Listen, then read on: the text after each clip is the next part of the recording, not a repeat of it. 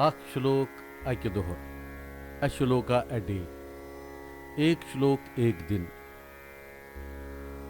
Once again, this is in continuation to the Panchastavi stream. Panchastavi का जो क्रमशः एक और श्लोक, उसके बाद एक और श्लोक, हर दिन एक और श्लोक, इस तरह का क्रम जो चल रहा है, तो उसे लेकर मैं पुनः उपस्थित हूँ. मूर्णीन्दोः सितपङ्कजासन गताम प्रालेय पाण्डित्युषम वर्षन्तीम अमृतम सरोरुह भुवो वक्त्रे अपि रंद्रे अपि च अच्छन्ना च मनोहरा च ललिता चाति प्रसन्ना अपि च त्वामेव स्मृतां स्मरार्दयिते वाक् सर्वतो वल्गति.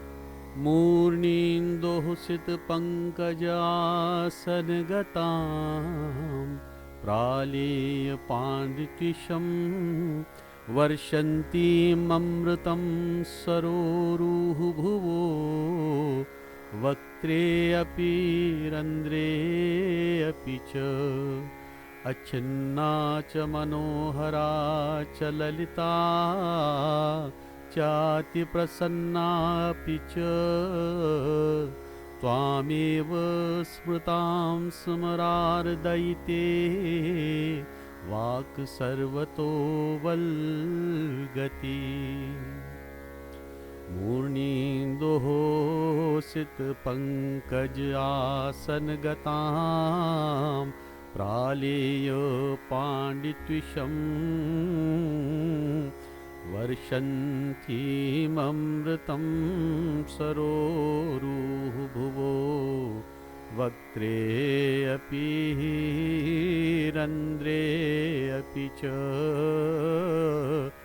अच्छन्ना च मनोहरा च ललिता चाति प्रसन्नापि च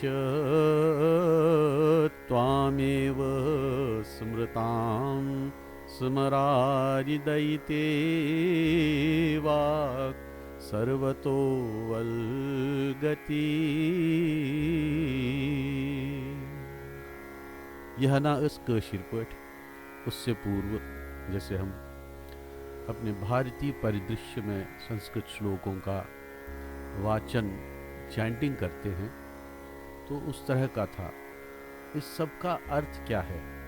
हे शंकर की शक्ति, सिर पर चंद्रमा के जैसे आनंददायक तथा श्वेत प्रकाशमान कमल के आसन पर स्थित बर्फ जैसी सफेद चमकीली दीप्ति वाली मूलाधार पर भी तथा ब्रह्मरंध्र पर भी कमलों के दोनों पत्तों पर अमृत बरसाने वाली तुम्हें ही तुम्हारे ऐसे स्वरूप का स्मरण करने वाली को छेद रहित निरंतर तथा मन को हरने वाली तथा सुंदर भी और बहुत ही निर्मल ऐसी वाणी सब ओर से प्रकट होती है, विकास में आती है.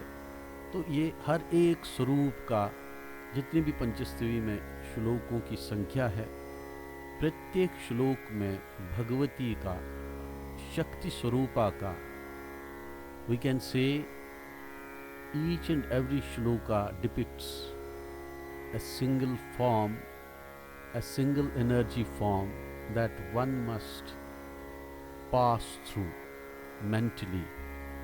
हम इसका ध्यान करते जाएं और रिजल्ट क्या होता है? हम शक्तिमय हो जाते हैं.